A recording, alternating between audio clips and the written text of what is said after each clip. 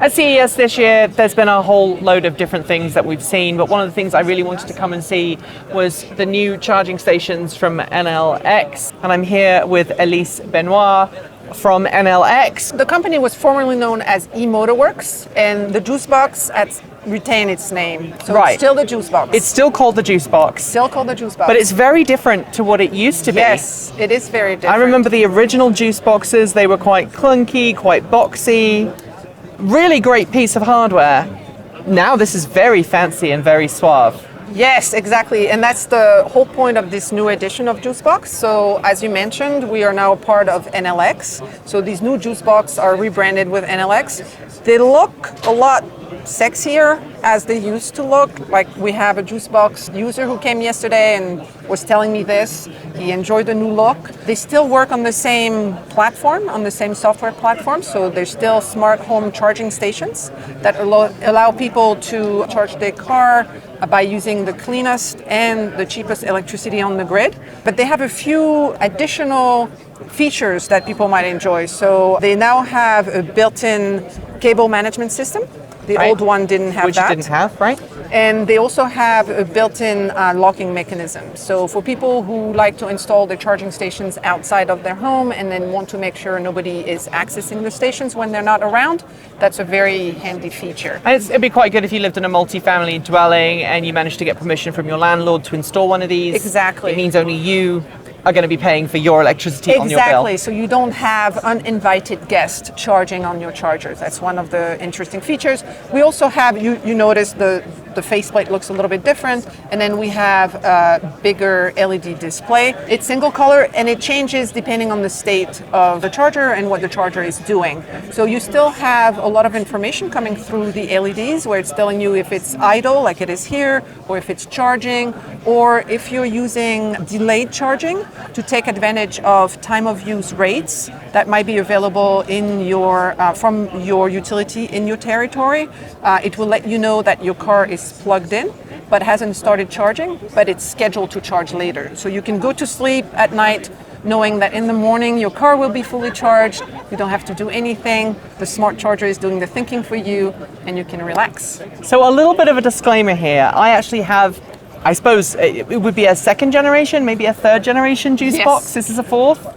This is the fourth. Yes, Right, you're so I have correct. a third generation Juicebox at my home and I use it every day to charge my Chevrolet Yes. Bolt. So I'm used to the software, I'm used to the function. Sadly, I don't live in an area with a utility company that actually offers me any kind of benefits Yes. to delaying my charging. But let's run through this, because Yes. this is not a vehicle to grid system. This is not a system that's going to take power from your battery pack Yeah. overnight when you're unsuspecting, and then in the morning you're going to have a flat battery. This is a lot simpler. It's a smart charging platform. So Yes. for those watching who don't know how it works, can Yes. you talk us through that? Yes, and you're absolutely correct. It's not tricking you into taking energy away from your battery. None of that is happening. It's a smart charger, so it runs off a vehicle grid integration platform, but all it does is essentially connect with the grid in your local area if, to your point, we have already an agreement with the local utility that is managing your grid and delivering electricity in your house.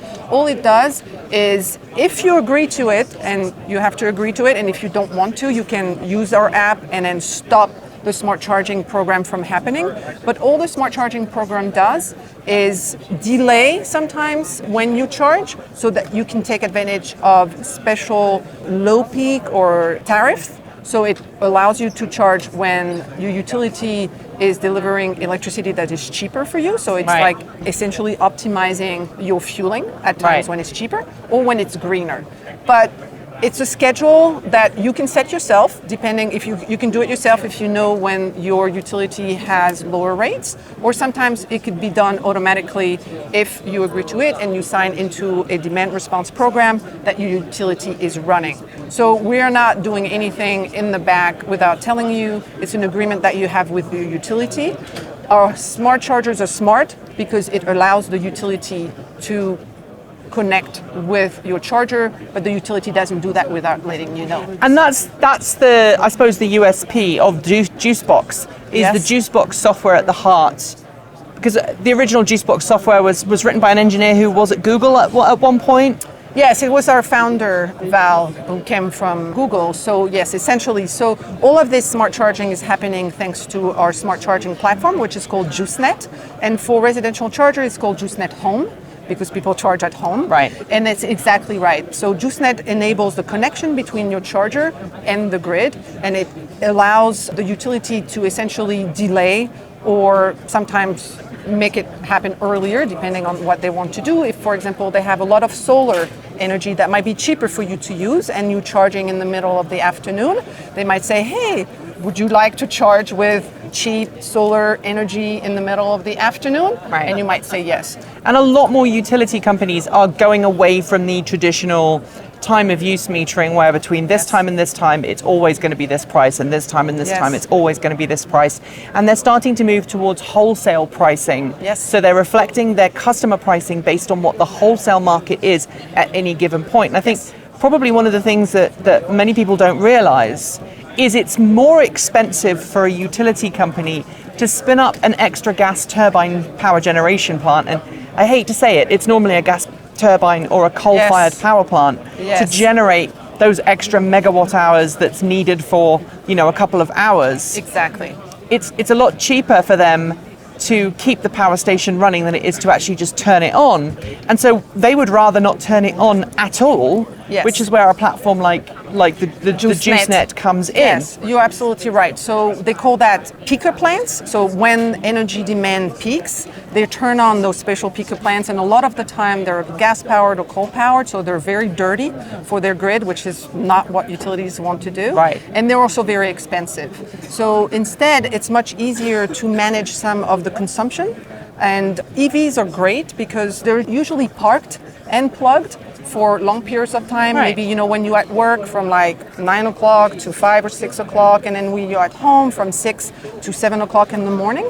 And on average, depending on where you live and how long your commute is, you might only need like an hour and a half or 2.5 hours or 3 hours max to top up your battery. So you can charge for 8 to 10 hours, but you only need 3 hours. So it gives a lot of flexibility to the utility to deliver energy when it's available, when it's cleaner. And to your point, rather than not using solar energy during the day or wind energy at night, they can ask you and they can say, hey, would you like to use that clean energy that is cheaper for us rather than use energy that has a lot of CO2 and that is more expensive to use? So essentially what the smart charger does is, from the EV driver standpoint, it allows you to make your EV even cleaner and even cheaper to drive. On average, an EV is about 50 to 60% cheaper than a gas-powered car to drive. And then when you use a smart charger, you decrease. And then you make it also greener because essentially smart charging is connecting the transportation system to the electric system. So it's allowing utilities to use more and more wind and more solar without having to fire a peaker plant, like we were saying. So they're making their grid cleaner by using that energy for EVs. And then obviously that allows the transportation system to become cleaner too, because you're absorbing solar and wind, which are usually very difficult to store or expensive to store. And one of the important things to remember here is that this is completely opt-in. So you could buy one of these even if you don't live in an area where this is possible with your local utility, as it is in my case. I'm just using it because I want to charge my car using low carbon electricity at every opportunity. But the other thing that I personally love about this product is that you can set it to a minimum charge level. So if you've got your daily commute and you know you're going to use a certain amount of electricity to get to and from work every day, you can tell the JuiceNet software inside the Juicebox, hey, I'd like to make sure that when I leave the house tomorrow morning,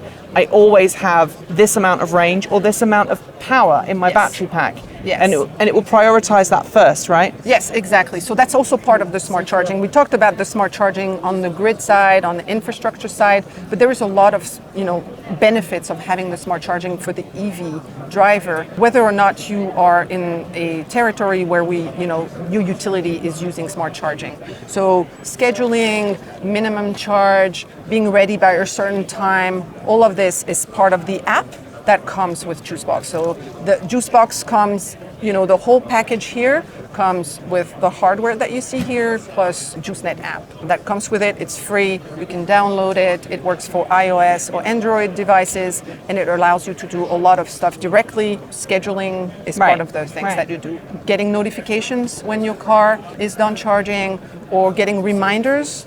If, like me, you're sometimes tired when you come home and you forget to plug your car before you fall asleep, you can set it up so it reminds you that you have forgotten to charge your car, so you don't wake up in the morning with, no charge in your cars. The other thing I really like about these, and I don't want to turn this into an advert, but it's just I have personal experience Please of do. it, is that it load shares, right? So you can have two units side by side. Yeah. And if you plug in, you've got two cars, you plug one car in, you load share, that car can charge. If you then plug another car in, they intelligently share a single power supply. Yes. Now there's a special regulation. I don't know if you guys were responsible for that, changing that, but I think a couple of different charging station manufacturers worked together with legislators to make sure that that was possible. Yes, essentially what load balancing or load sharing, how it works is, as a homeowner, if you are driving, and we see a lot more households that now have two EVs, you can just essentially balance the amount of energy and the amount of load that is being used by your EVs. So that allows you to make sure that both EVs are charged and on time, but also, instead of having to add a new panel, which is sometimes very expensive, you can still have two cars and they can still be charged in the morning with this load balancing feature. They can still own two EVs and they can still charge them thanks to JuiceNet, which is working in the background to balance the load. Thank you so much, Élise. It's been great to chat with you about the new JuiceNet, and I hope it just flies off the shelves, the virtual shelves. Thanks for joining me. If you want to check out the Juicebox, don't forget to go to the Enel X website. We'll put a link in the video description below. We've got some more great content from CES 2020 coming up, but until then, I'm Nikki Gordon-Bloomfield. Keep evolving.